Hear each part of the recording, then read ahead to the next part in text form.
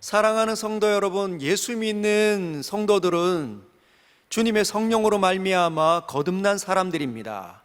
그래서 성도라고 일컬음을 받는 것입니다. 거룩한 사람들, 하나님의 성령에 의해서 거룩해진 사람들, 저와 여러분들 아니겠습니까? 저와 여러분들은 성령으로 거룩해졌기 때문에 하나님을 인식하는 사람들입니다. 오늘 이 밤에 하나님을 경험하시는 복된 시간 되시길 주님의 이름으로 축복합니다. 뿐만 아니라 이 자리에서 우리는 하나님을 영화롭게 하기 위해서 나왔습니다. 웨스트민스터 소열의 문답 제1번에 뭐라고 답을 하고 있습니까? 뭐라고 질문을 합니까? 인간의 사람이 제일 되는 목적이 무엇이냐? 여러분, 사람이 제일 되는 목적이 뭘까요? 우리가 존재하는 첫 번째 이유, 하나님을 영화롭게 하며 그분을 즐거워하는 것인데 영원토록 즐거워하는 것입니다. 할렐루야.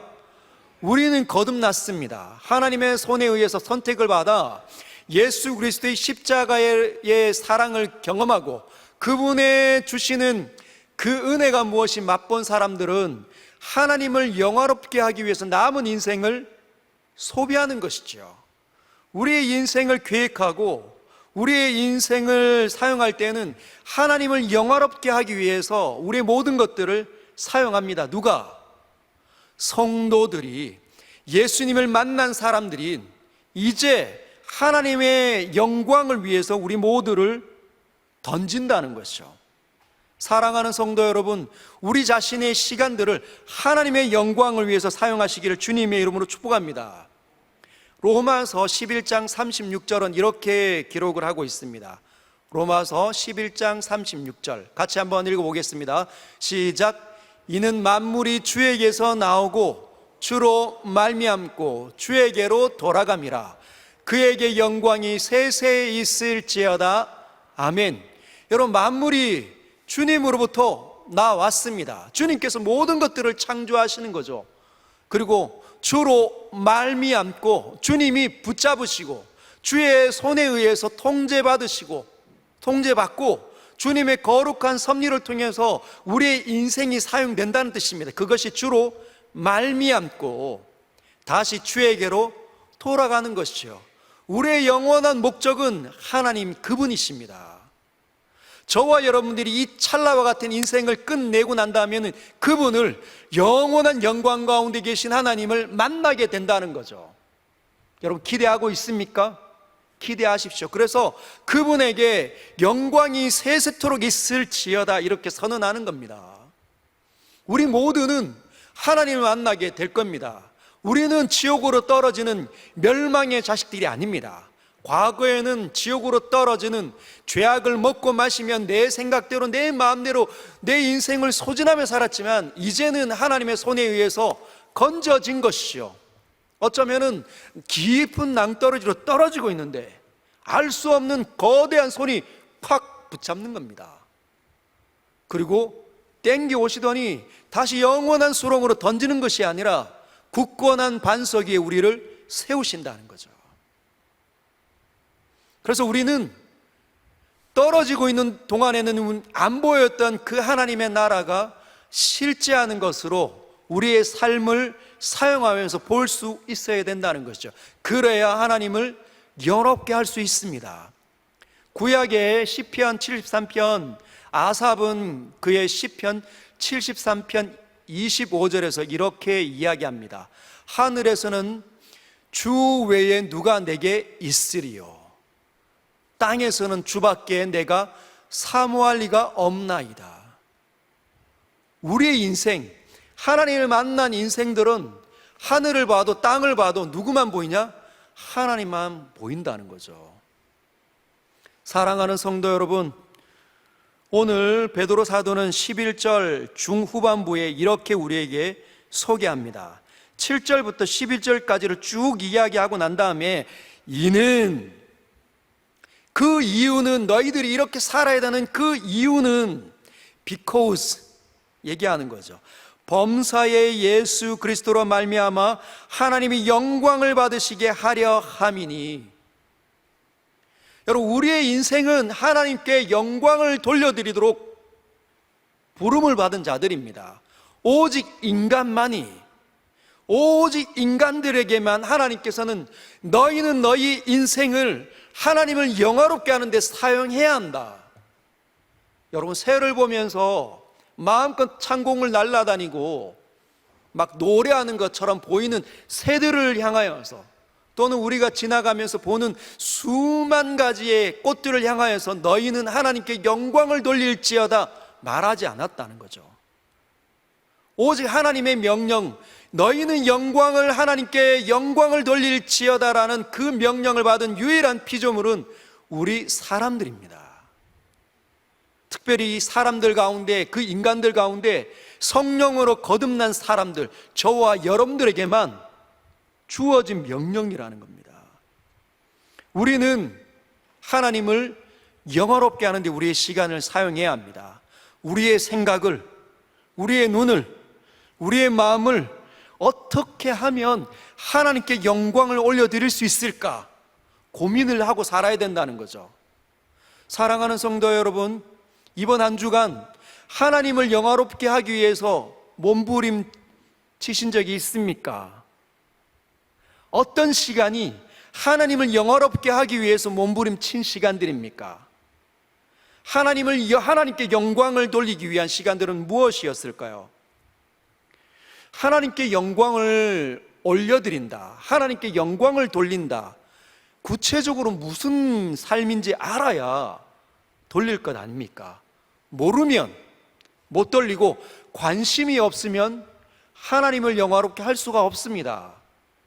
성도가 하나님을 영화롭게 하기 위한 그 마음이 없으면 성도라 일컬음을 받는다 할지라도 이 세상의 수많은 것들에 마음과 생각을 빼앗기고 그 시간들을 소진하다가 하나님 만나러 올 수밖에 없다는 거죠. 여러분, 하나님께 영광을 돌려드리는 일은 두 가지 측면으로 가능합니다. 첫 번째는 하나님께 기쁨이 되는 일, 두 번째는 사람을 향하여서 하나님께서 원하시는 그 일을 행할 때, 사람들과의 관계 속에서 하나님께서 원하는, 기뻐하시는 일을 할 때 하나님께 영광이 되기도 하고, 하나님과의 관계 속에서 하나님이 기뻐하시는 일을 할 때 하나님께 영광을 돌려드리기도 한다는 거죠. 즉, 하나님과의 관계와 사람의 관계 두 가지가 만족이 되어야 우리는 제대로 하나님을 영화롭게 하는 삶을 산다 말할 수 있습니다. 예를 들어 예배만 열심히 드리는데 수만 가지 기도회나 수만 가지 수요일날, 금요일날, 주일날 또는 여러분의 곳곳에서 있는 예배는 다 참석하는데 하나님께서 원하는 그 삶 속에서의 그 하나님이 원하는 일을 하지 못하면 제대로 하나님을 영화롭게 하는 사람이 되지 않는다는 것이죠. 오늘 베드로는 그 두 가지 측면 둘 다 이야기를 하고 있습니다. 베드로 사도는 우리에게 무엇을 소개하는지 한번 들여다보겠습니다. 7절 같이 한번 읽겠습니다. 시작.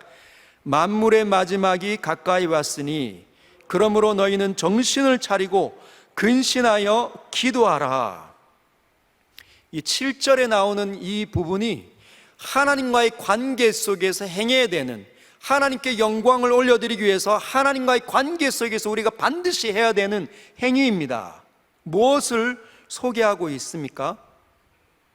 그러므로 너희는 정신을 차리고 근신하여 기도하라. 한번 따라 할까요? 정신을 차리자. 정신을 차리자. 사랑하는 성도 여러분, 혹시 새벽 기도회를 나와보신 적 있습니까? 새벽 기도를 깨우는 일은 쉽지 않습니다. 이제 점점 나이가, 연세가 많이 드시면 새벽에 잠이 안 오시는 분이 있을 수 있습니다. 그러신 분들은 아이고야 큰일 났다, 잠이 안 온다. 예전에 저희 어머니가 저에게 숱하게 하셨던 말씀입니다. 아이고야 큰일 났다, 잠이 안 온다. 그런 분들은 잠이 안 오시면 일어나셔서 새벽에 새벽 제단을 쌓으면 됩니다. 근데 그런 분들에게는 괜찮아요. 그런데 알람을 맞춰놓고 알람의 소리가 울릴 때만 깨는 분들은 새벽 기도회를 나오기가 그렇게 힘듭니다. 여러분, 저는 쉬울까요? 어려울까요? 네, 저도 굉장히 어려운 사람 중에 한 사람입니다. 알람의 소리가 때르릉 울리면 심장이 막 덜컹거리는 소리가 깜짝 놀랍니다. 그런데 너무 달게 자면 막 여기 뇌에서 어떤 유혹이 막 뚫고 내려옵니까? 더 자자, 좀 더 졸자, 피곤하다, 오늘은 쉬어도 되지, 너는 철인이냐, 이런 생각이 막 내려오는 거죠. 여러분, 그렇게 되면 그 생각이 치면 정신이 안 차려집니다. 여러분, 정신이 안 차려집니다. 잠자고 싶고 막 잠으로 막 들어가고 싶은 거죠. 여러분, 이런 마음처럼 우리의 일상의 삶이 그렇다는 겁니다. 정신이 안 차려지는 거죠. 여러분, 정신이 안 차려집니다. 세상이 요동을 하죠. 세상이 정권이 바뀌든지, 아니면 세상에 지진이 일어나든지, 세상이 흉흉하든지, 전쟁의 소문이 있든지, 내 사업이 잘 안 되든지, 가정에 불화가 있든지, 누가 아프든지, 그런 이야기만 들으면 정신이 안 차려진다는 거예요. 왜 그럴까요? 여러분, 정신이 안 차려집니다. 그죠? 오늘 이 밤에도 정신을 그렇게 차리고 싶은데 몸이 막 천근만근처럼 한 주간의 피곤이 막 몰려오면 잠자다가 갈 수밖에 없습니다. 정신을 차리는 건 굉장히 어려운 부분이에요. 육체적으로 그렇지만 정신적으로도 이 우리의 삶을 살아갈 때도 정신을 차리기가 굉장히 어렵다는 거죠. 왜 그렇습니까? 우리가 타락했기 때문에. 타락했는데 우리만, 이 세상에 있는 수많은 피조물들 중에 우리만 상황이 일어나면 분석한다는 겁니다. 해결하고 싶어서 분석한다는 거죠. 여러분, 분석하면 적절한 해결책을 제시하고 대안을 제시하면, 지혜를 발동하면 괜찮은데 대다수가 지혜를 발휘하기가 어렵다는 거예요. 왜? 한 가지 일이 두세 가지 상황과 맞물려서 움직이면, 복잡하다고 생각하면 정신 차리기가 어렵습니다. 뿐만 아니라 우리에게 관계되어져 있는 것들은 무언의 소리를 던진다는 거예요. 여러분, 소리를 듣습니다. 우리는 수많은 사람들이 소리를 듣습니다. 신기하게도 여러분, 소리를 통해서 사람들의 생각들을 전달해 오잖아요. 여러분, 사랑해, 좋아해, 괜찮아, 이런 소리가 전달되어지면 우리 마음이 괜찮은데, 여러분, 소리만 전달됐는데 우리의 마음이 막 무너질 때가 있다는 거예요. 너 미워 죽겠다, 어떻게 그렇게밖에 안 되니? 소리만 전달됐는데 거기에 의지가 담겨져 있는 거지, 그 사람이 나를 향한 의지가. 근데 우리는 모든 피조물들 중에 그 소리에 담겨져 있는 그 사람의 의지를 읽어낼 수 있는 분석이 가장 뛰어난 피조물입니다. 번기같이 해석을 하죠. 그리고 그것들을 항상 대다수는 긍정적으로 이 생각을 펼치는 것이 아니라, 분석해내는 것이 아니라 부정적으로 그 모든 것들을 해석하는데 너무 빠르다는 거예요. 그게 타락했기 때문입니다. 이 위대한 이 피조물이 타락해서 엉망진창으로 해석해내는 거죠. 그래서 절망하고 두려워하고 걱정하고, 옆에서 아무 그 관계 속에 없었던 사람 있잖아요. 그 사람이, 이 당사자는 그 상황이 일어났기 때문에 잘못된 해석을 하고 잘못된 분석을 하고 내 마음대로 해석을 하기 때문에 절망을 하지만, 옆에 있는 사람은 그 속에 안 들어가 있어요. 그래서 그 속에 영향을 받지 않습니다. 영향을 받지 않은 사람은 가만히 쳐다보면 한심스러운 거죠. 그거 걱정할 일 아닌 것 같은데, 네가 걱정한다고 그거 해결 안 되는 것 같은데, 훈수가 기가 막히다 하는 거예요. 여러분, 이 만물이 마지막을 향하여 달려가고 있습니다. 여러분, 이 세상에 이 지금 끝이 오고 있다고 믿으십니까? 안 믿겨질 때가 많이 있어요. 왜냐하면 제가 늘 장례식에 가서 한 번씩 설교를 하는데, 사람들은 죽음이 우리에게 결국은 올 거라고 생각은 하지만 다 인정을 합니다. 그러나 그 죽음은 나에게는 안 올 것처럼 늘 한 주를 산다는 거예요. 그렇죠? 우리는 모두는 결국은 죽음을 경험할 것은 다 알지만, 인정하지만 지금 나에게는 상관없는 것처럼 느끼며 산다는 거예요. 그러나 여러분, 만물이 마지막이 되든지 내 자신이 마지막 시간으로 달려가든지 하면 하나님을 만나게 될 때가 있다는 겁니다. 하나님을 만날 준비를 해야 된다는 거죠. 하나님을 영화롭게 하기 위해서는 하나님을 인식하며 내게 남겨진 시간들을 살아야 된다는 겁니다. 그러지 못하면 내게 있는 시간들을 하나님을 인식하면서 사용하지 못하게 된다는 거죠. 수많은 시간들이 나에게 스쳐 지나가도 그냥 흘러가도록 내버려 둘 수밖에 없습니다. 정신이 안 차려졌기 때문에. 여러분, 정신을 차려야 합니다. 정신을 차려야 호랑이 굴에 들어가도 살아날 수 있다는 거죠. 할렐루야. 정신을 차리십시오. 가정의 위기가 내 생활 가운데 고통스러운 일을 만날 때 정신을 바짝 차리셔야 합니다. 정신을 차려 누구를 가장 먼저 떠올려야 합니까? 민감하게 내 옆에 나를 구원하시고 내 소리를 듣고 싶어 하시는 그 하나님을 생각해내야 된다는 거죠. 그래야 하나님을 영화롭게 할 수 있습니다. 그래서 7절을 보면, 그러므로 너희는 정신을 차리고 근신하여 기도하라. 정신을 차리고 근신하여 기도하라. 요 세 부분으로 된 이 부분을 두 부분으로 압축하면 이렇습니다. 한번 따라 할까요? 은혜 받고 기도하자. 은혜 받고 기도하자. 여러분, 은혜 받고 기도해야 합니다. 만물이 가까이 왔다고 생각이 든다면, 또는 내 자신을 하나님 앞에 갈 준비를 해야 된다고 생각이 든다면, 누구보다도 내가 나이가 많다고 생각이 든다면 어떻게 하라고요? 은혜 받는 자리에 먼저 나오셔야 합니다. 은혜가 임하는 자리에 여러분의 시간을 사용해야 된다는 거죠. 여러분, 은혜가 주어지지 않으면 우리가 새로워지지 않습니다. 죽어가는 사람이 길을 가다가 누군가에게 복음 전도지를 받았어요. 하나님의 은혜가 그 사람에게 전달되지 않으면 그는 그 전도지를 읽어보지도 않고 그냥 구겨서 던지는 거죠. 그러나 죄악을 먹고 마신 한 사람이 길을 가다가도 하나님의 은혜가 주어지면 파란 하늘을 보다가도 내가 이렇게 살면 안 되는데, 나 어릴 때 교회 다녔는데 하나님을 믿어야 되겠다 라는 생각이 들어 교회로 발걸음할 수 있다는 겁니다.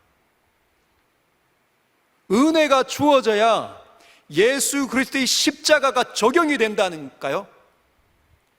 예수 그리스도의 십자가가 적용이 되면 하나님 앞에 구원을 받는 사람, 생명을 가진 사람으로 나타날 수 있다는 겁니다.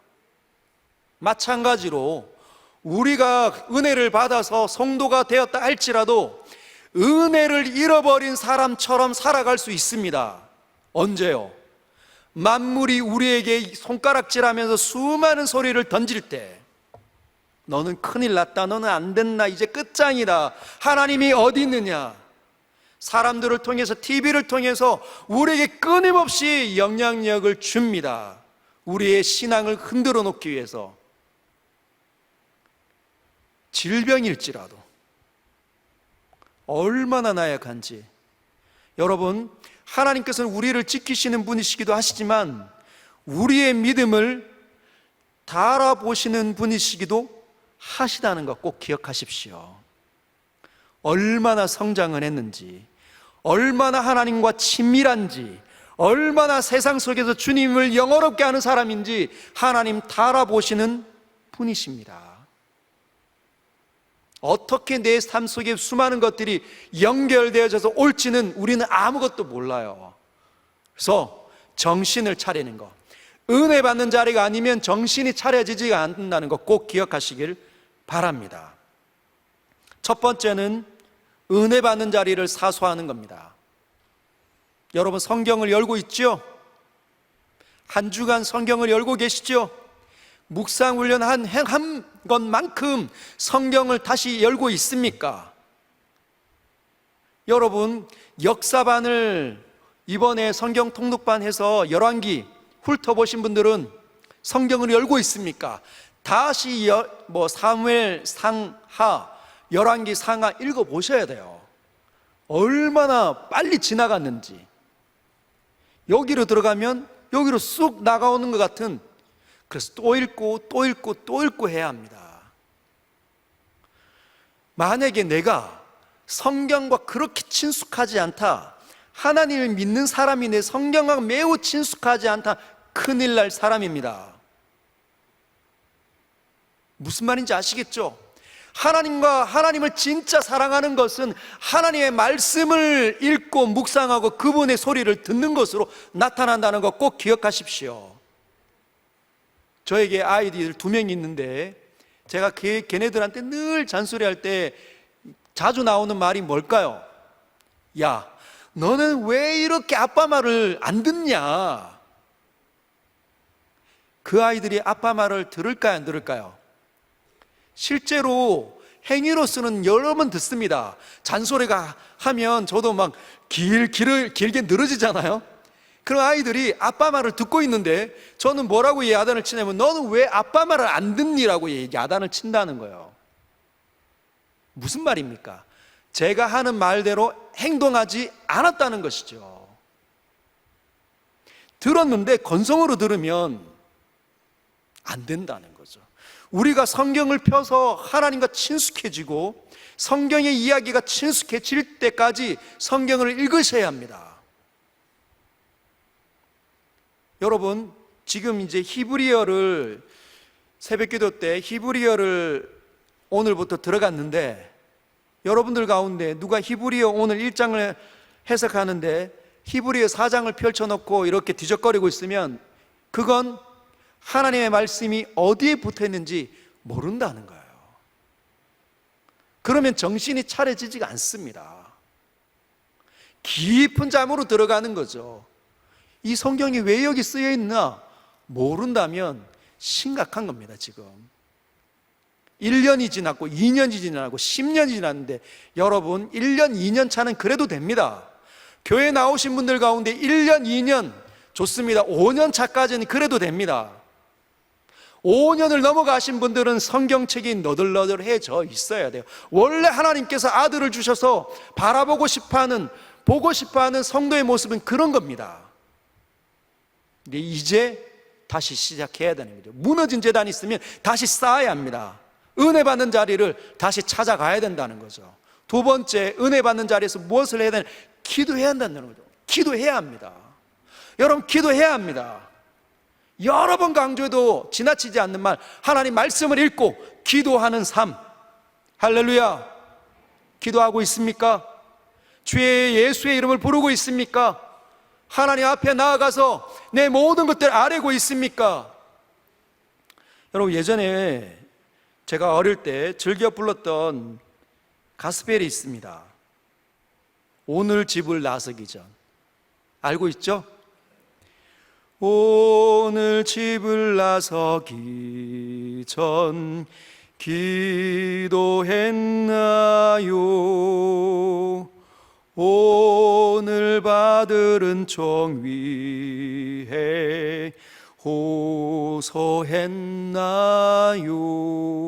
오늘 집을 나서기 전에 기도하셨습니까? 여러분, 눈을 뜰 때 휴대폰으로 바로 달려가지 않고 뭘 하라고 제가 말씀을 드렸습니까? 하나님, 눈을 순간 감고, 오늘 내가 눈을 떴는데 천국이 아니라 내 지붕이 보이면, 집안의 천정이 보이면 하나님 저에게 오늘도 생명을 주셨군요. 감사합니다. 이 하루를 주신 하나님 앞에 제대로의 거룩한 삶을 살 수 있도록 오늘도 저와 함께하여 주시옵소서. 이렇게 충성하고 일어나시길 바랍니다. 집을 나서기 전에 기도하셔야 된다는 거죠.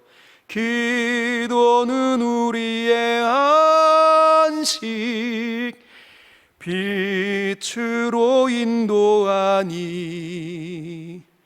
앞이 캄캄할 때 기도 잊지 마세요. 여러분, 기도는 우리의 안식, 우리의 호흡이라는 거예요. 여러분, 숨을 쉬는 것만큼 하나님과 대화를 나눌 수 있어야 합니다. 하나님의 소리를 듣는 것, 그게 하나님의 말씀을 읽고 묵상하는 것 아닙니까? 하나님의 소리들이 수도 없이 우리의 믿음을 통하여서 쏟아져 들어오는 거죠. 부딪히는 겁니다. 영혼에 부딪히고 쌓입니다. 옥토에. 그때 우리는 반응하는 거죠. 하나님, 이거 너무너무 실천하기가 어려워요. 괜찮다, 해보렴. 어떻게 하면 됩니까? 또 묻는 거죠. 우리의 반응과 우리의 질문과 하나님의 생각을 그렇게 물을 때 우리의 모든 필요들, 답답하고 걱정할 때 그런 것들이 일어나면 절망하지 말고, 걱정하고 신음하는 쪽으로 먼저 달려가지 말고, 하나님 믿지 않을 때처럼 그런 반응이 일어날 때 중단하고 하나님 앞에 나아가서 기도하는 겁니다. 주의 전을 찾아와서 기도하는 거죠. 빈 예배실에 홀로 앉아서 하나님을 묵상하는 겁니다. 여러분, 그렇게 해보신 적 있습니까? 너무너무 이렇게 정신이 너무 혼란했을 때 잠이 잘 안 올 때 있잖아요. 그러면 홀로 다 식구들 자면 거실에 깨어서 혼자 앉아 하나님을 묵상해 보십시오. 하나님의 이름을 불러보시길 바랍니다. 그분이 응답하시는 거죠. 그것도 힘들다. 그러면 한 새벽 4시쯤 되면 집을 나서서 예배당으로 찾아오십시오. 그럼 그때는 문이 열려 있습니다. 우리 교회에서 권사님들 몇 분이 주무시고 계시고, 그래서 문이 열려져 있는 거죠. 하나님을 그렇게 찾아본 기억이 있어야 인생이 재미가 있습니다. 신앙생활하는 맛이 있다니까요. 그냥 어려운데 나는 왜 이렇게 힘든가, 이 생각으로는 아무런 답이 있지 않다는 것 꼭 기억하십시오. 하나님께 영광을 올려드리는 삶은 은혜 받고 기도하는 것으로 나타납니다. 할렐루야. 두 번째, 그러면 하나님을 영화롭게, 하나님과 관계에서는 이 일을 한다면 사랑과 관계 속에서 하나님께서 원하는 그 일을 할 때 하나님께서 영광을 받으신다는 거죠. 그것이 8절부터 11절까지의 내용으로 나타나고 있습니다. 우리 8절 한번 읽어볼까요? 시작. 무엇보다도 뜨겁게 서로 사랑할지니 사랑은 허다한 죄를 덮느니라. 첫 번째, 사랑과 사이에서 하나님께서 기대하는 모습이 있습니다. 그 행위를 할 때 하나님께 영광이 된다는 거죠. 저와 여러분들이 구원받은 사람일 때 우리에게 관계된 사람들 속에서 우리의 모습을 보고 싶어하는 장면은 우리가 사랑할 때. 여러분, 여기 어떻게 사랑하라고 되어져 있습니까? 무엇보다도 뜨겁게 사랑할지니리. 여러분, 뜨거운 사랑 해보신 적 있습니까? 막 사람이, 상대가 막 나를 사랑하는데 손대면 막 손이 딜 것 같은 거예요. 정말 이 사람이 나를 이렇게 사랑하는구나. 여러분, 하나님께서 우리에게 명령하시는 것이 바로 뜨겁게 사랑하는 겁니다. 옆에 있는 사람을, 뒤에 있는 분을, 앞에 계신 분을 여러분 뜨겁게 사랑하는 거죠. 그런데 그게 하기가 굉장히 어렵습니다. 내 아내도 내가 그렇게 사랑하겠노라 손에 물 한 방울 묻히지 않고 내가 평생 아끼고 사랑하겠습니다, 그런 엄청난 말을 장인과 장모님에게 하고 아내를 얻었잖아요. 그렇죠? 여기 계신 대다수의 남성들은 그럴 겁니다. 그런데도 불구하고 그런 엄청난 고백, 그런 불타오르는 사랑으로 아내를 데려왔는데 그 아내를 그렇게 사랑하지 않잖아요. 그런데 어떻게 교회 안에 있는 우리 장로님들, 우리 권사님들, 집사님들, 나의 형제자매들 그렇게 뜨겁게 사랑할 수가 있겠습니까? 쉽지 않습니다. 아내를 받는 것도 아내의 허물이 느껴지면 미워 죽는 게 우리인데, 남편의 허물이 느껴지면 미워 죽는 게 우리인데, 성도도 마찬가지라는 거예요. 그럼 어떻게 해야 할까요?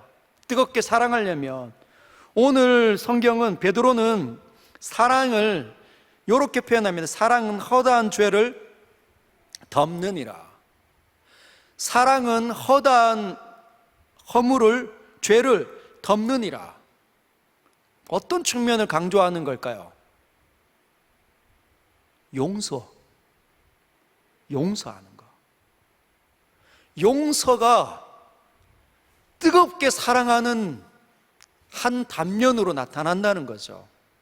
내가 정말 하나님께서 내게 주신 사람 내가 사랑하겠습니다, 내 아내를 사랑하겠습니다, 내 남편을 사랑하겠습니다, 그 결정을 하면 뭘 해라는 겁니까? 용서하는 삶을 시작해야 한다. 용서하는 삶을 시작하지 못하면 뜨겁게 사랑할 줄 모르는 사람입니다. 하나님께서 우리를 뜨겁게 사랑하셨잖아요. 그의 아들, 영원한 사랑하는 아들을 희생시켜서 우리를 사랑하셨습니다. 우리를 용서하셨다니까. 그렇게 가장 귀한 것을 내어주고 희생시켜서 우리를 용서하신 겁니다. 여러분, 우리가 남편과 아내를 정말 뜨겁게 사랑하겠다, 용서하겠다 한다면 어떤 걸 희생해야 된다고요? 가장 값진 것을 희생해야 합니다. 저와 여러분들의 마음을 희생해야 합니다. 여러분, 이 타락한 본성이 항상 귀결되는 것 자기 아닙니까? 자기 중심성. 여기 소용돌이가 우리 안으로 자꾸 빨려 들어갑니다. 내 건 나만 억울하고 나만 잘 되어야 되고, 남이 잘 되면 배 아프고, 그래서 우리는 나로 귀결되는 거죠. 아내를 그렇게 사랑해도 여러분, 다른 가정과 우리 가정을 하면 우리 가정도 납니다. 나. 그런데 우리 가정 속으로 들어가면 아내와 나라는 것이 또 구분이 또 된다니까요. 자녀들이 아빠의 마음을 핥히면 이것도 미워하는 주제로 귀결될 수도 있습니다. 다시 나로, 자꾸 분열되는 나로 휘몰아쳐 들어갈 수 있다는 거예요. 근데 그러려면, 사랑하려면, 내가 관계된 모든 곳에서 사랑하려면 뭘 희생을 해야 되냐? 나를 희생시켜야 돼요. 타락한 본성이 가장 귀하다고 여기는 건 자기 자신이니까 자기 자신을 희생시켜야 합니다. 가장 귀하다고 여기는 자기 자신을 내려놔야 남을 용서할 수 있다는 거죠. 그래야 형제가 됩니다. 여러분, 이 땅에 있는 모든 공동체와 조직들은 못합니다. 그것이 가정이든지 직장이든지 또 다른 어떤 공동체든지 하더라도 하나님의 사랑을 기준하지 못하면 하나가 되는 일은 일어나지 않는다는 거죠. 사랑하겠다고 말하는 수많은 결심들은 다 무용지물로 떨어지게 될 겁니다. 그러나 여러분, 우리는 기준이 다르죠. 내가 아니라 하나님의 말씀, 하나님의 말씀 중에서도 하나님의 아들이 행하신 그 십자가가 우리의 기준이라는 거죠. 그래서 우리는 옆에 사람, 내 아내, 시어머니, 내 며느리 다 용서할 수 있습니다. 용서 못하는 사람이 어디 있겠습니까? 그때 우리는 사랑하게 되는 거죠. 그때 우리는 교회라 일컬음을 받을 수 있습니다. 우리 같이 한번 따라할까요? 사랑합시다. 그러면 제가 용서하겠습니다. 왜 안 나오세요? 한번 따라하겠습니다. 제가 용서하겠습니다. 제가 더 용서하겠습니다. 제가 한 번 더 용서하겠습니다. 여러분 하셔야 됩니다. 누군가랑 갈등이 있으면 여러분이 용서하셔야 돼요. 지금 하나님의 말씀을 듣는 여러분이 용서하셔야 됩니다. 상대는 은혜를 받는 자리에 없기 때문에 용서를 할 수 없는 거죠. 은혜 받는 자리에 그가 앉아있게 되면 주님이 말씀하시리라 믿습니다. 두 번째, 서로 대접하기를 원망 없이 하고. 한번 따라하겠습니다. 서로 대접하기를 원망 없이 하고. 여러분, 우리는 서로를 대접을 해야 합니다. 여러분, 서로를 대접해 주십시오. 여러분, 저를 대접하는 게 어떤 거예요? 예? 목사님 댁으로 과일 한 박스 보내는 거죠. 여러분, 서로를 대접한다는 게 뭐냐면 상대의 인격을 존중하는 겁니다. 여러분, 제가 완벽한 성화의 과정을 거친 사람이 아니겠죠. 그럼 저도 늘 말에 범사에 실수가 많은 사람입니다. 행동에도 실수가 많은 사람이겠죠. 여러분, 그럴 때마다 아유, 목사가 저 안 되겠네 이렇게 버리면 저를 무시를 하는 것으로 제가 받아낼 겁니다. 그러면 다 깨뜨려지는 거죠. 하나님께 영광이 있는 교회의 아름다운 모습은 일어나지 않습니다. 우리 장로님들을 대할 때 오류가 한 번도 일어나지 않을 것처럼 생각하면 안 됩니다. 아, 우리 장로님이 오늘 나에게 실수하셨나 보다, 그렇게 하는 거죠. 우리 권사님이 오늘 나에게 실수하셨나 보다. 그래서 여전히 권사님으로 대접을 하는 겁니다. 그 직분에 맞게끔 존중해주고 질서를 유지시켜 주는 거죠. 무시하지 않습니다. 그러면은 목사는 일반 성도보다 목사가 좀 더 우월하죠. 제가 일반 성도를 좀 무시해도 되는 겁니까? 그렇지 않다는 거예요. 그래서 우리가 점점 선택을 받아서 자꾸만 서리 집사일 때 시무 집사님으로 또는 권사님으로, 또 시무 집사님이 있을 때 그 속에서 또 선발되어져서 장로님으로 자꾸만 선발이 되니까 어떻게 인식을 하기가 쉽습니까? 장로가 되면 시무 집사보다 훨씬 더 우월한가 보다 생각하지만 그런 게 아닙니다. 하나님께서 더 귀중한 일을 맡기기 위해서 그 사람들을 뽑은 거지, 그 사람들이 그 이전 직분보다 훨씬 더 존귀한 사람들이 되었기 때문에 그 일을 맡기는 게 아니라는 거예요. 근데 장로가 되든지 아니면 서리 집사에서 시무 집사가 되면 자꾸만 그 아래에 있는 사람들을 우습게 여기려는 그런 성향이 있어요. 그걸 중단해야 합니다. 서로를 대접한다는 건 성도로 서로를 대하는 거예요. 여러분, 목사보다 더 존귀한 직분이 성도입니다. 성도가 되지 못한다 할지라도 목사가 될 수는 있습니다. 그렇죠?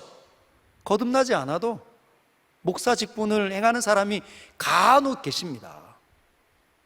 성도는 아닌데, 정말 하나님 안 만났는데 장로의 직분을 하고 있는 분이 또 간혹 계시고. 여러분, 그러면 가장 뛰어난 직분이 뭐냐? 정체성이 뭐냐? 성도입니다. 성도는 예수 그리스도의 사랑을 경험하지 못하면 절대로 일어날 수 없는 하나님의 거룩한 특별한 은혜가 주어진 사람들만 성도라고 부름을 받을 수 있습니다. 그래서 우리는 서로를 대할 때 성도, 예수 그리스도가 희생돼서 살아난 사람, 얼마나 존귀한 사람들입니까?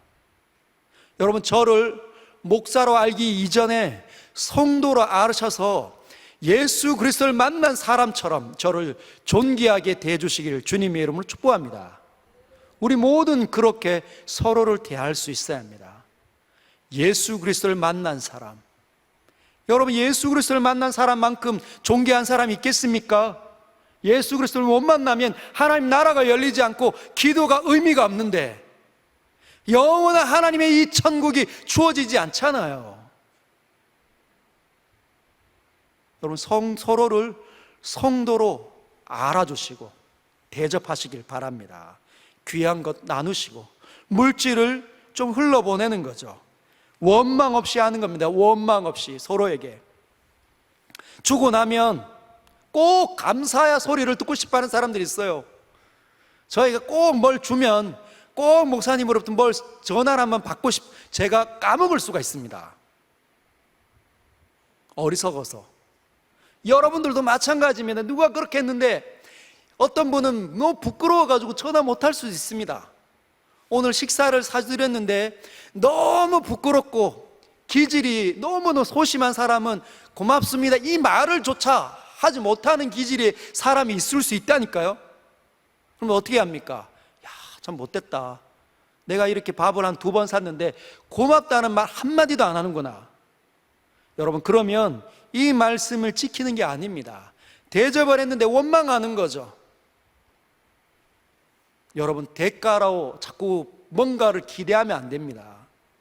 여러분이 누군가를 섬길 때는 그냥 하십시오. 하나님께서 주신 풍성한 은혜를 따라 기꺼이 섬기시길 바랍니다. 거저 섬기십시오. 주님께서 거저 우리에게 주신 것처럼 기브 앤 테이크로 자꾸 받지 말고 어떻게 하라고요? 기브하면 테이크해야 하는 거, 서로 주고 서로 받는 것 꼭 이래 안 해도 됩니다. 예수 믿는 사람들에게는 기브 앤 테이크가 법칙이 아니고, 기브 앤 테이크는 세상의 법칙이지 성도의 삶의 법칙은 아닙니다. 성도의 삶의 법칙은 give, give, 또 give, give, 계속 기브예요. 10번 사면 그 사람이 한 번 사야 된다, 이것도 버리십시오. 그 사람이 나에게 한 번이라도 뭔가가 없더라도 그냥 주는 겁니다. 왜 그럽니까? 하나님께서 내게 채우셨기 때문에. 나는 청지기로 사니까 하나님께서 내 주머니를 채우셔서 나눌 수 있는 풍성한, 하나님을 아는 풍성한 마음을 주셨구나. 그래서 나누는 거죠. 주머니도 부자고 마음도 부자이기 때문에 나누는 겁니다. 보잘것 없어서. 보잘것 없지만 그것이 서로 대접하기를 원망 없이 하는 겁니다. 자꾸 기대하지 마십시오. 전화라도. 세 번째, 각각 은사를 받은 대로 하나님의 여러 가지 은혜를 맡은 선한 청지기 같이 봉사하라. 봉사하는데 어떻게 봉사하는가? 은사를 받은 대로 봉사하는 거예요. 여러분, 어떤 은사를 받았습니까? 제가 우리 서영교회 교적부를 보니까 은사 기록을 예전에 한번 다 하셨더라고요.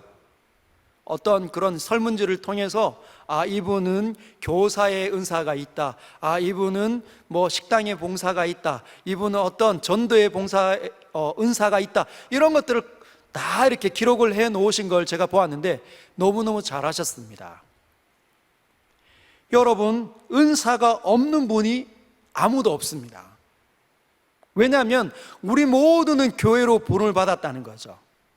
교회는 은사가 있는 사람들만 모여가지고 있는 곳이 교회가 아닙니다. 교회는 예수님을 영접한 사람들이 모일 때, 연합하면, 함께 모여 하나님을 예배하고 그분을 영화롭게 하면 그곳이 교회가 되는 거예요. 그러면 그 어떤 누구도 다 그 교회로 보름을 받았기 때문에 그 교회가 유익하도록 하나님께서 은혜를 주시고 은사를 허락하신다는 거예요. 재능을 주십니다.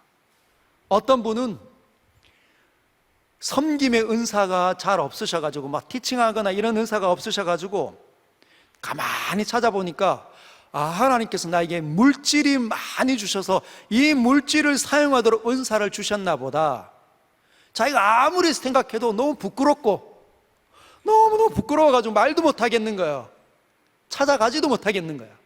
누군가를 가르친다는 건 말할 수도 없고 전도지 한 장 주는 것도 너무너무 부끄러워하시는 분인데, 그분이 또 하나님께서 주시는 사업은 너무너무 잘해서 물질은 또 많다면 물질로 섬기는 거죠. 실제로 그럴 수 있습니다.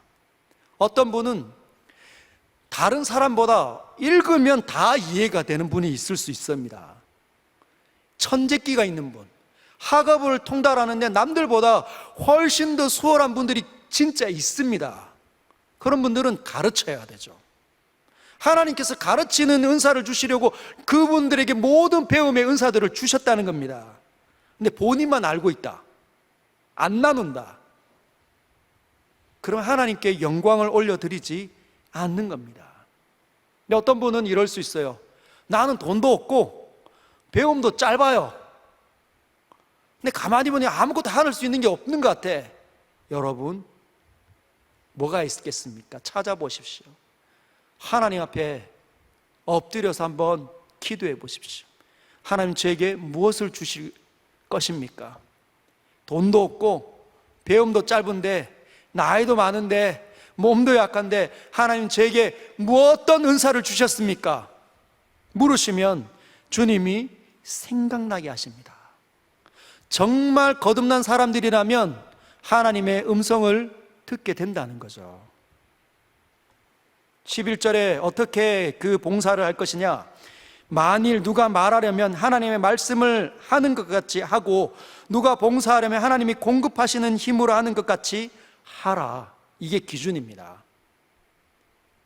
여러분, 누구에게 말을 건네려면, 위로를 하시려면 하나님께서 보낸 사람처럼 하셔야 합니다. 하나님의 사람, 사랑과 온유함과 따뜻함이 막 흘러 넘치도록, 그리고 그렇게 하고 가셔서 위로하고 권면하시고 격려하셔야 된다는 거죠. 그래야 하나님 앞에 영광을 올려드리는 제대로 된 봉사의 직무를 할 수 있다는 것 꼭 기억하시길 바랍니다. 우리 같이 한번 이 말씀을 기억하면서 기도하는 시간을 가지려고 합니다.